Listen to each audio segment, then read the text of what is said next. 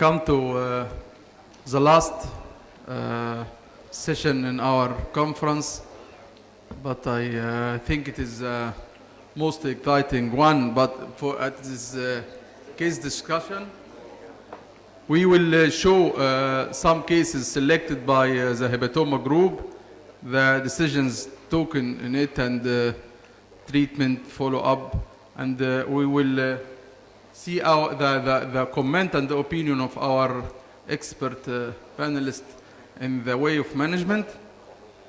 First case, male patient, 42 years old, known to have chronic hepatitis B virus since 15 years. In 2002, he started lamivudine, 100 milligram per day for less than 1 year without virological response, then stopped his medication.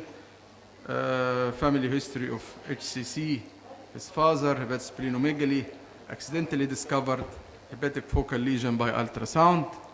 This is a laboratory investigation for him: liver function, blood count, kidney function, hepatitis markers. As I said, his hepatitis antigen positive, and the hepatitis C antibody positive, and the alpha-fetoprotein was 64. 3 columns of varices on the endoscope. Band ligation was done. Have mild portal hypertensive gastropathy. So this is a triphasic spiral CT, liver cirrhosis with right hepatic loop focal lesion, 4 centimeter, with typical HCC criteria, as you see. So you have the summary of the case: 4 centimeter lesion in the right loop, adherent to the IVC, alpha-fetoprotein 60 something. So what is the next step you recommend? Professor Dr. Bolo, what is your opinion? I would consider TACE as the first step before transplantation. Can you say why? Because you cannot do liver resection because it is a deep lesion. You cannot. You can also choose for liver transplantation in first line, but the tumor is rather active. So I would like to. What was the size? What size is about Single 5 centimeters. 4 centimeters. The size is 4 centimeters. So I would like to slow its growth before doing liver transplantation. And liver transplantation is not available immediately. Dr. Dorri, what is your opinion? My opinion, this is a small lesion, very adherent to the IFC. In these cases, I prefer to do radiofrequency ablation with local ethanol injection for that part close to the IVC. Radiofrequency and ethanol injection. You don't recommend microwave in this? Actually, microwave work well in these positions of lesions, but actually I am now afraid from microwave in a lesion very close to the IVC like this, because I have an accident, a typical lesion like this where I perform a microwave, then this patient developed pulmonary embolism and died after a few days. So because I cannot control the exact ablation area of microwave, and in these cases microwave may injure the intima of the vein, and this may develop a thrombus, and this thrombus is very close to the heart and to the lung. I myself, I don't recommend to do a microwave ablation for lesion very adherent to the IVC. If it is local to a portal vein or hepatic vein, I prefer microwave. But in this location, especially, I'm afraid from injury of the intima of the vessel. So you mean if you wanted to do a controlled ablation in a lesion like this, you don't prefer microwave? To control the ablation area of microwave, the only way is to puncture the lesion from above and put the tip of the needle just about 6 millimeter from the IVC, because the ablation area will not exceed 6 millimeter. So we can do in this case. But if we go parallel to the IVC, to control the injury of the microwave is very difficult. So our decision in the hepatoma group is with the heat ablation. So the percutaneous microwave ablation was done with medical treatment for hepatitis B. The alpha-fetoprotein in the follow-up dropped from 64 to 45. And when we do the follow-up CT, there is complete ablation of the lesion, as you see here. And no de novo lesion could be detected. The alpha-fetoprotein dropped to 45, and this is the appearance before treatment here, and this is after treatment. Dr. Osama, please, if the decision for radiofrequency ablation is like a bridging for transplant, or it is for curative intent? Actually, in every case with HCC, we almost always consider transplantation, but we always do treatment either as a bridge or for down staging. So primarily we do treatment for the HCC either by percutaneous ablation or by transarterial therapies, and we consider transplantation actually on all the cases we advise, but it depends on the availability of the donor and then the facilities and where the patient is. So we consider transplantation in all the cases. But Professor Osama, I think that the patient is still PCR positive for hepatitis B. So I would like to ask Professor Metin, would you transplant this patient, or you wait until he is negative for the hepatitis B?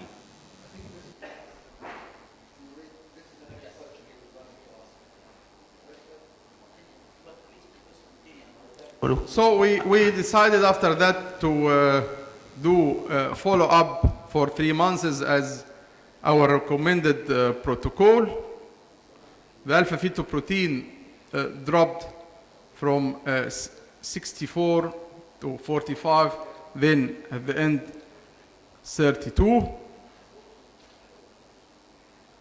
And on follow-up, the CT shows ablated lesion, as I said, and there is suspected lesion not seen by ultrasound, 1 centimeter, here in the left lobe, suspected on CT and not seen by ultrasound. Alpha-fetoprotein is 32. At that stage, we decided to do another 3 months of follow-up because the lesion is not seen by ultrasound, so it's not easy for local heat ablation. After another 3 months, the alpha-fetoprotein started to be more and more higher. And follow-up CT showed this obvious lesion in the left lobe. But still at this stage is not clearly detected by ultrasound. So, what's your opinion at that stage, Dr. Mahmoud? I think to do TACE and to prepare him for transplant. Why TACE? Because it's in the left lobe, and he's told me that it's not seen by ultrasound. If it's seen by ultrasound, I would It's agree. not clearly seen by ultrasound. So the only reason that it's not seen.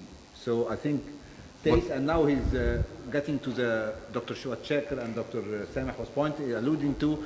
Now the PCR became undetected, so he's ready to be transplanted. But because of the logistics, we need some time. So we do taste and Dr. Mitini, why we are going to proceed for heat ablation through CT instead of TACE? well, I leave this decision for Amara Dr. Ahmed Dorri, Osama, Sameh, and if they can do this, okay. If not, I think here in this case, if it can be done guided by CT scan. it can be. Yes, I think. I think it's a small lesion, more or less it's superficial. Why didn't you do it? The access is because we don't like CT, we like ultrasound. Did you repeat the ultrasound? So the decision was liver transplantation. Osama, sorry, just one question. Knowing where the lesion is on CT, did you repeat the ultrasound? Did you repeat the ultrasound, having seen the lesion on CT? Repeat the ultrasound. Yeah, you do the ultrasound, you don't see the lesion. You do the CT, you see the lesion. Now you know there is a lesion, you know how big it is, you know where it is. Do you repeat the ultrasound? I don't, you mean to repeat the ultrasound? Yeah, because now you... Okay. انت معاك الCT عدت الالتراساوند. It's not repeated. The decision was taken for transplantation. I'm just This curious. is more, we think that Yeah. is more radical for the patient anyway. Yeah, no, I'm not arguing that. I was just curious to know if, once you know where the lesion is and what it looks like, if you go with the ultrasound with that in your mind, then you see it. That's no. Okay. It's not clearly seen, Antonio. No, after CT, not clearly seen. I want to ask Dr. Kasib about, do you consider the radiofrequency ablation alone is curative method? Dr. Kasib, please. So two quick comments on this patient. So when you see Hep B, hepatitis B patient population, they have different natural history, even the biomarker profile. We did a study that looked into the angiogenesis biomarkers in hepatitis B, and they tend to have significantly higher VEGF and other angiogenesis factors. So they tend to progress, they tend to have more incidence of vascular invasion and metastatic disease. So it was perfectly fine to start hepatitis B here. The only difference, I would have started it before TACE, at least 2-3 weeks to clear it, because TACE increases the viral. We published a study that showed that the TACE insult to the liver increases the viral load. That was in hepatitis C patients, but I would imagine it also could be the same for Hep B. So you want to start hepatitis B treatment and clear the virus before the local therapy. The local therapy, as Dr. Mahmoud said, my philosophy is to leave it up to the interventional radiology. It's a very political issue. Depends on whoever is available at the tumor board at the time of the discussion, their level of comfort. And as we all know, all depends on the culture of the place. So your place may have much better experience with ablation than TACE.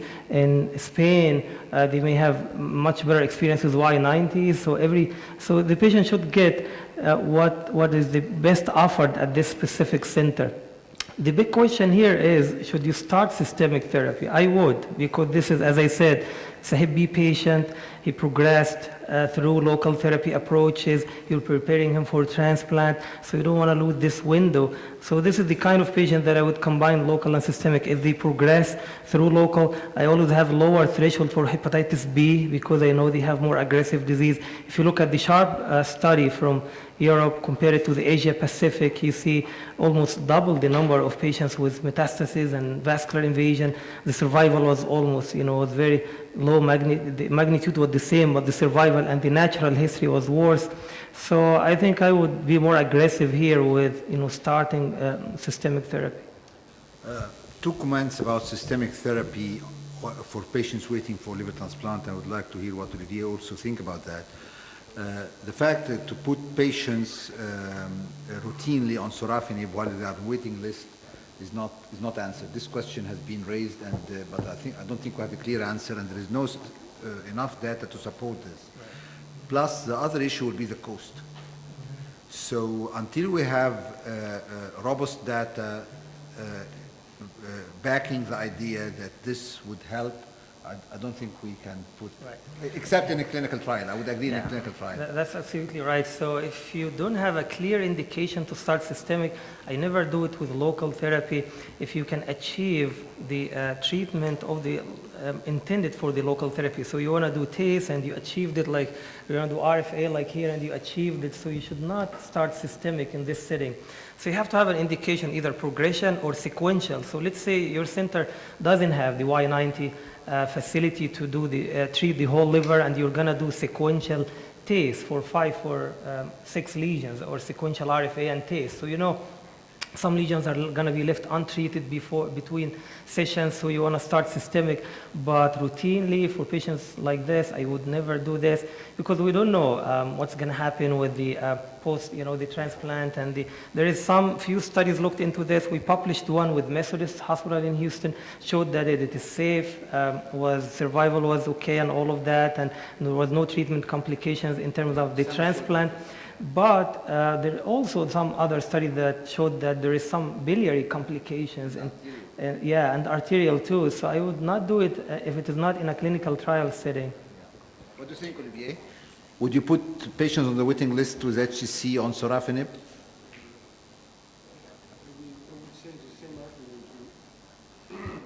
I will take the same argument you mentioned. So I will not use sorafenib as the first line in patient waiting for transplantation, but unless there are signs of progressive disease, rapid progressive disease. So the patient had no available donor at that time. So we decided to do a TACE at the bridge for transplantation. And after this, as the alpha-fetoprotein dropped to 8, BCR, HBV DNA become undetectable, and the triphasic spiral CT show well concentrated lipidol in such lesion with no de novo lesion. And this is a final appearance of the lesion in the right lobe and left lobe. Then follow up 3 months later, and we prepared him for transplantation. Next case. Before we finish this case, please, Professor, I'd like to ask Professor Meteni, would you prefer TACE or radiofrequency as a bridge for liver transplantation for such a patient?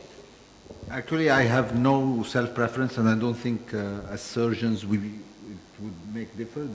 The important thing for us is to have the tumor well ablated and alpha-fetoprotein normalized as much as possible, whether by TACE, whether by radiofrequency, whether by both, whether by TARE.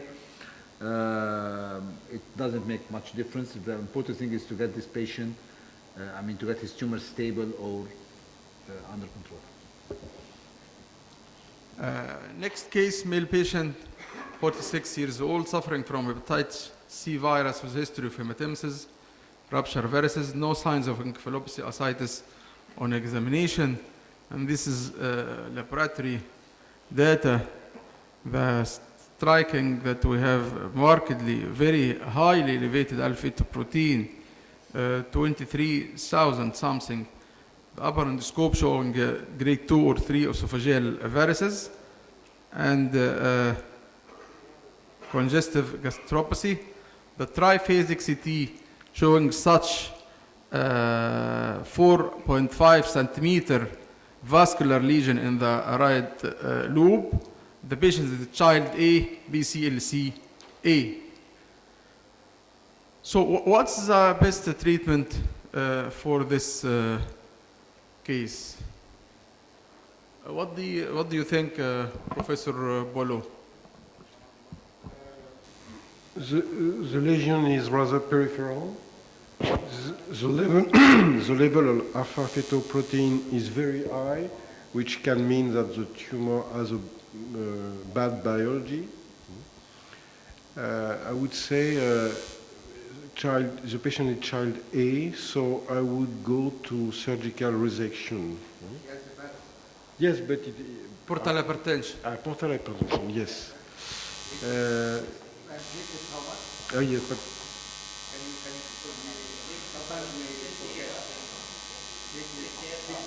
Fixate south. Would you measure the static venous pressure, or we consider that contraindication? No. it He has no, as we see, he has no it will plan be, for surgery.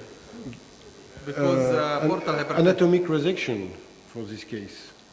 Uh, It could be anatomic resection, so not a big liver surgery.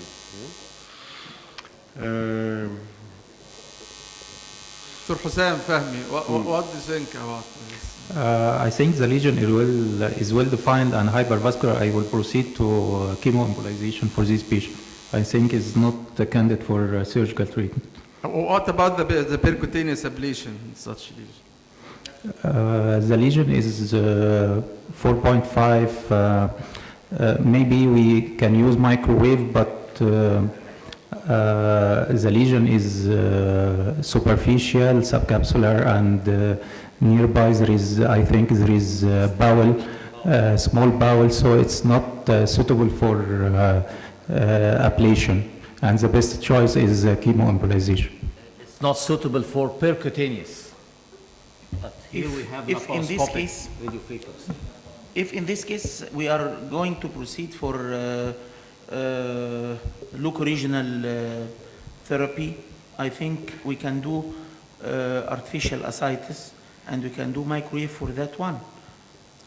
So the problem here is, Dr. Mahmoud, is not the subcapsular location. We used to do such subcapsular lesion, but the No, problem but here it's near is to the small bowel bowel. loop adherent to the lesion. Subcapsular, yes. The bowel loop, Bowel loop, the yeah. intestine Adjacent or bowel the colon loops. adherent to the lesion. Adherent, not near, it's adherent. So we're afraid this is the most dangerous complication from percutaneous ablation, the bowel perforation, and it is sometimes fatal.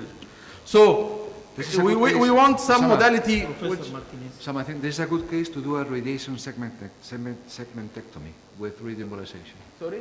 Very selective injection of radioembolization, do a radiation segmentectomy. You can give a full dose and actually make that segment disappear with the lesion inside. So now the radiologist has got what we call radiation segmentation. Correct. So I want to raise the question of Antonio in his lecture. Do you consider the embolization alone is better than chemoembolization? Yeah, not better, it's the same. So, Well, it's the same without the side effects of the chemo, unless you do DC beats, in which case, okay. You accept this approach? Chemoembolization until? The comparison between embolization alone and chemoembolization. I definitely prefer chemoembolization. And actually, we have many cases. Sameh know their cases, and Osama know where we do chemolipidol only without embolization with a good results. Our market downstaging or lowering of the alpha-fetoprotein without test. So I believe that local chemotherapy with lipidol is ineffective. this is also my belief.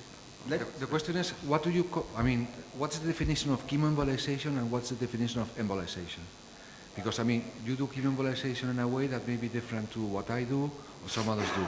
The same with when you do, have you ever used embolization for treating these tumors alone? What I said, we do chemolipidol without embolization, just to mix the cytotoxic drug with lipidol and inject it in the tumor. When the liver function is not so good, we used to do this method many times, me, Osama, Sameh, and Hussein, and we noticed good result with this method. The main difference between what we do and what many centers in Europe do is that we do a proper mixture of the lipidol with the cytotoxic drug.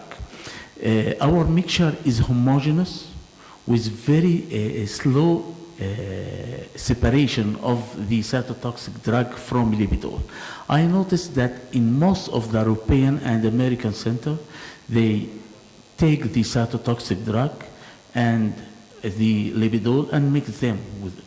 But we dissolve the cytotoxic drug in a fluid with the same specific gravity of the libidol. So by this, we have a very good mixture with very slow separation of the cytotoxic drug from the lipidols, and we have a good result. Yeah, that's the point, you see. If you do it properly, you know, and these guys have done thousands of them, they know how So to the do it. problem of water with mixture of water It is. with oil is not present because we change the specific gravity of the drug. Yeah. It's not the water. It depend on the concentration of it, you make it Yeah, the yeah. solution or not. It's like if you put too much sugar in water or in the coffee, you get a point where the sugar sediments, right? You know, there's so I much know. sugar the coffee can accept. This But is the same, actually, yeah? after a large number of cases, it works in such. Yeah, I've done chemoembolization before, I know it works. I've done blood embolization, I know it works. The thing is that... But we agree that the chemotherapy is painful and hazardous for the patient, but we must do it.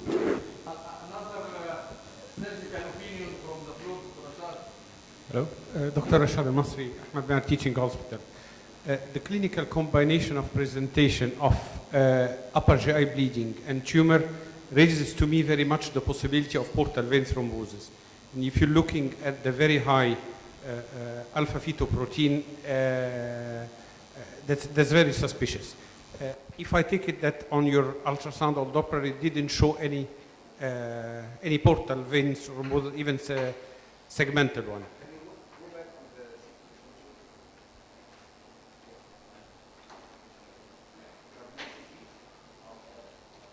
If the section available, but this section we are sure we revive the CT and do duplex. We do duplex because the algorithm is striking for us. Those patent, as you will see. So if it hasn't shown any portal vein thrombosis, main trunk or sectorial, perhaps I would suggest going for arterial chemoembolization and considering surgery after that, whether open or laparoscopic.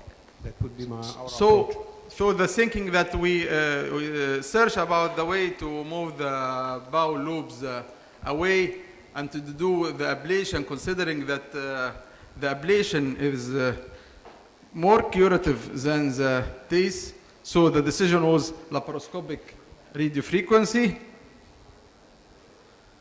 And the whole message or the recommendations that liver transplantation should not be done in patients with highly elevated alpha-fetoprotein, as there is high risk of recurrence after transplantation. So when we follow the patient up 1 month after the ablation, this is the CT, well ablation of the lesion, except for small residual peripheral enhancing lesion at its lateral aspect. The alpha-fetoprotein dropped markedly to 123. It was 13,000 before the ablation. Dr. Osama, excuse me, I want to ask Professor Kasib again, is the high level of alpha-fetoprotein as an indication of systemic treatment with the local treatment in such case? No, so we never start based on the biomarker profile. It just gives us an idea about, again, the